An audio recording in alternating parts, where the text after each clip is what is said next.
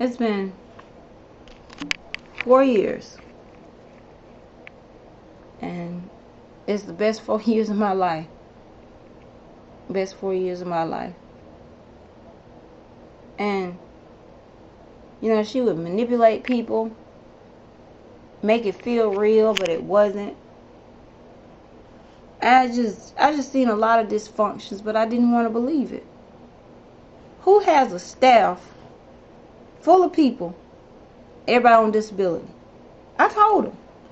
I said, look at your staff. He on disability, this one on disability, this one on, I'm on it. What's wrong with that? I'm asking myself, is God a God that wants us to be disabled? And I had shame there when people would walk up to me and ask me, Lexus, what you doing with your life? It was embarrassing. I hated telling people I'm on disability. I hated telling people that. And I asked her, I said, what do I tell people when they ask me what I'm doing? Tell them you work for the church. But I ain't getting paid. So how am I going to tell people that? So I just, and her church is full of, it's like a cult. It's crazy. I mean, when she step out, she is in the front, everybody in the back. Everybody walk behind you. Never walk in front of her. This arm-bearing crap, all these, it was like 4 of us just standing over her when she preached. She is messy. She tell people bad things about me. And then she'll go to the other people and tell them bad stuff about, and I tell me bad stuff about them. And that's how she kept separation in the church. That nobody couldn't get close to nobody but her. So it was me and one lady. For some reason, we just never clicked. I couldn't stand her. She couldn't stand me. For what? She ain't done nothing to me. And I know I ain't done nothing to her. But we couldn't get along. And now I know why. It's because of the stuff she told me, stuff about her. And she said some things about me. And she made me feel like I was this perfect person. And I had to be perfect. I wasn't perfect. And see, there go that thing where I was living a lie. I was living a lie. I go to church, but at home I'm sinning. But I was ashamed to talk about it because we didn't. That's how it goes back to how we was raised. And it's just the truth. It's just the truth. So this is a lot of dysfunctions on that side. I'm just being real. But one thing I did, I kept in contact with my sisters and brothers. I took a lot of criticism from my oldest brother, my sister, see me turn her nose up. But Tom, he never changed. He never changed. He just didn't talk much. We always clashed when it came to scriptures. He starts talking about can't put up a Christmas tree and well, woman shouldn't preach, and some of the stuff just didn't make sense. So I knew, which I already knew by that time, he had what he had. But I knew something wasn't right. And I knew something wasn't right with me neither. I knew my life wasn't together. So my thing is, we struggled with the same things, but dealt with them differently. So I kept being in her ministry, and it's like I kept losing out. I lost all my lump sum disability money. It was $10,000 gone. I didn't get nothing. She picked out the car for me, an old broke down raggedy vehicle. Told me I'm going to do it. Had it set up where she was my payee.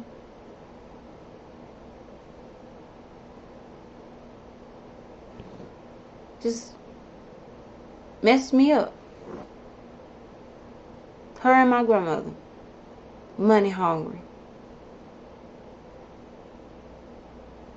I mean, just too much pain. But my brother, when I called him, he never changed. He never changed. He never changed towards me. He never called me names. He never made me feel like I'm lesser than a person. He still had a way of showing love, even though he was struggling the way he was struggling with his sickness and with his body. He still showed me true love. I remember when he got sick in 2008, and we went up there, the crazy aunt, grandmama, and mama, and my sister, we all went to go see him. And went up there, he was back gone. Oh, we cried. Now, in 2008, I really grieved my brother. I really boo-hooed. I mean, really cried then. I mean, woo. Because it just didn't seem like he was going to make it. But he got up and he recovered. But when the doctor came in to get him diagnosed, he didn't let me, my aunt,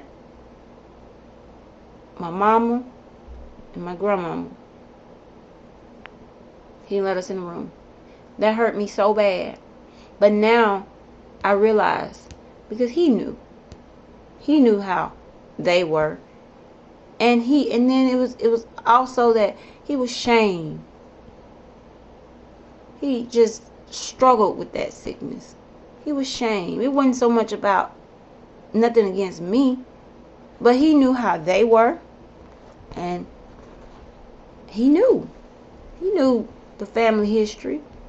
So now I respected what he did, but I wish, even if it wasn't me, I still wish that he would let his father, my sister, somebody help him get through that. I wish he would have opened up to somebody. It didn't have to be me. That's what hurts bad. So, he got better, and even he got a full recovery, and that's when then I started noticing changes. He came back home, visit after he got out the hospital, and instead of calling, he wrote letters about his situation. And I already knew. I was upset. I was like, oh, I don't want to hear that. And I was still going through my situation. But he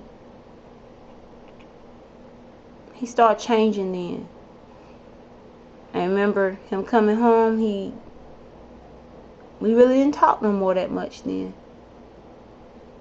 I felt so left out, because him and my other sister was just like, they was acting like everything was perfect. Like us, we just not too long saw you lose your life, and everybody is around acting like nothing happened. And I don't understand that. The silence was still there. I don't get that. This is why it's painful to talk about this stuff, but I want to be free, and I want somebody else to be free. That's why I'm doing it. My brother is dead. He gone. So, and he still was hiding behind religion. All me and him clashed with that stuff. But I had to realize, I was trying to help him, and I had to realize I had to take care of me. Something I wish my brother would have did. Something I truly wish Tom would have said, hey, I gotta take care of me. And all of a sudden, me being in the church that I was in, this lady, it's like her demons was getting worse and worse. She had the church to get leaves, put it on our beds, get dollars and write all over it and say, you know, if we do this, we ain't gonna be broke. That's witchcraft. God don't deal with dead stuff. Why I gotta put dead leaves under my bed and write on a dollar and say, if I don't do this, if I do this, I'm gonna always be blessed? It was reverse psychology that was played on me. And it's still going on now. It was reverse psychology. Instead of being blessed, I was broke. All the time I was broke. And I was like, but Pastor, why? Oh, just keep holding on. Sometimes you just got to go through. You just got to go through. It's what make you stronger. Wow. I couldn't understand it. I knew something was wrong. And what really hurt me, I eventually moved up. I'm not doing any of that now because if I returned to the pulpit preaching, I was an evangelist. And if I ever get back up and return to the pulpit to preach the word of God, I want it to be done right. I don't want to mislead nobody. I want to have the right information to give out to the people. So at that time, I had stepped up and became an evangelist. And when I accepted that calling, it was thrown in my face. If I acted silly, evangelists don't supposed to act like that. I got so sick of hearing that. I'm like, I'm me. There is the calling, and then there's the person. I'm me. Before I'm a preacher, I'm Alexis. That's the way God made me. And I got so sick of hearing it. Oh, you're not supposed to act like this. Evangelist. I mean, just the manipulation. And I just became so depressed. My God, I was so depressed. Go to church and arguments and in the pulpit. Just because I'm not paying attention. And it's like it's a cult. You come against the leader, everybody, that's right, Pastor. She had got to them people just like that. You don't talk about my pastor. Because, one person disagree with her, everybody come against her. I did it too. Because that's how she taught me. And it's still going on now. I inboxed one of the ladies that on Facebook. I seen where she was getting her call in as an evangelist. I'm like, okay. And I told her congratulations. And, I asked her was she still in school. She done dropped out of school. I said, wow. And then I said something to her.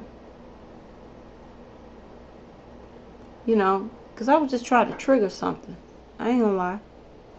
See what her head was. And I did. And she said, you don't put your mouth on my pastor.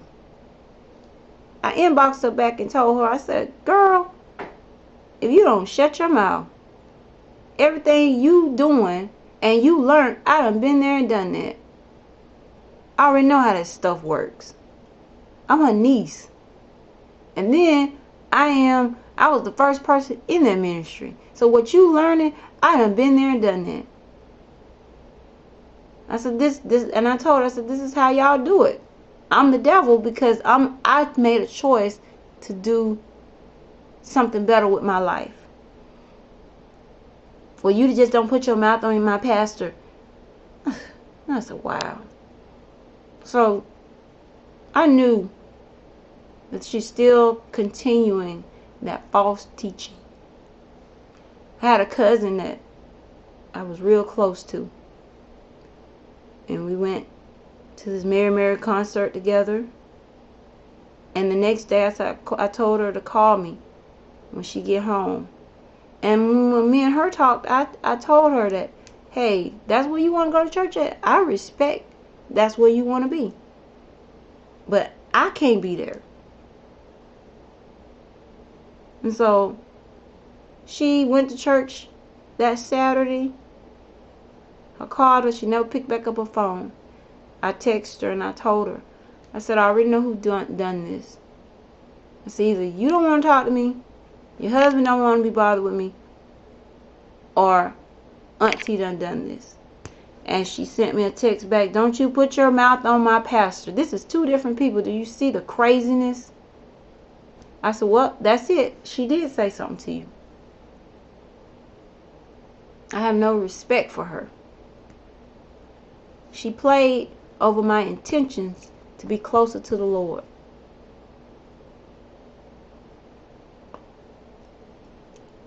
She did. After finally just going through so much, I began to become angry. I remember being in church one day and I was shouting like they always do, and these beads just fell off of me. I remember it was like they just fell off. This necklace my cousin had bought me, and all the beads just fell off. And I took that as a symbolization for myself that it's time for me to be free. So what I did,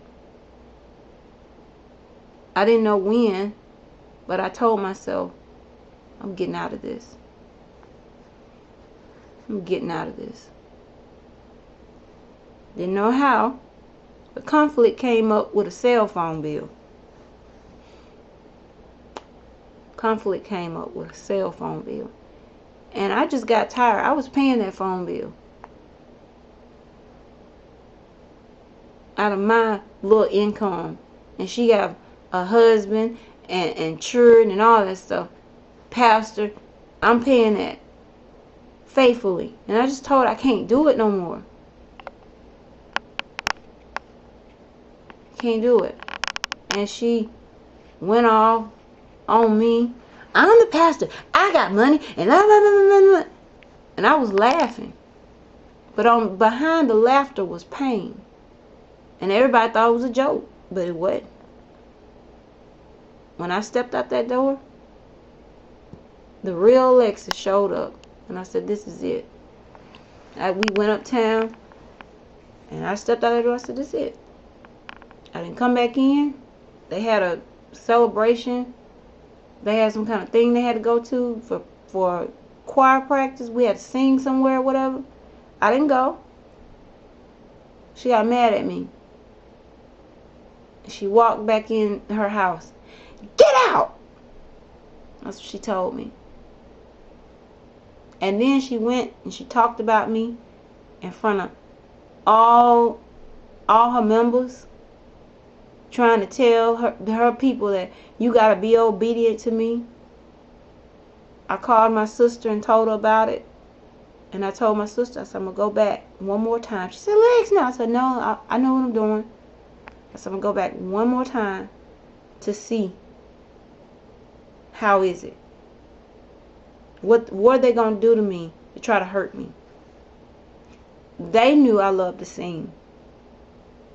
They knew. Singing kept me headstrong in that church. And I loved it. That was my medicine to keep me in my right mind. And so that day when I went back to sing, when I went back to go to the church, and the praise team was to go up and sing, they took the song from me that I was supposed to sing. And I knew, when they did that, I knew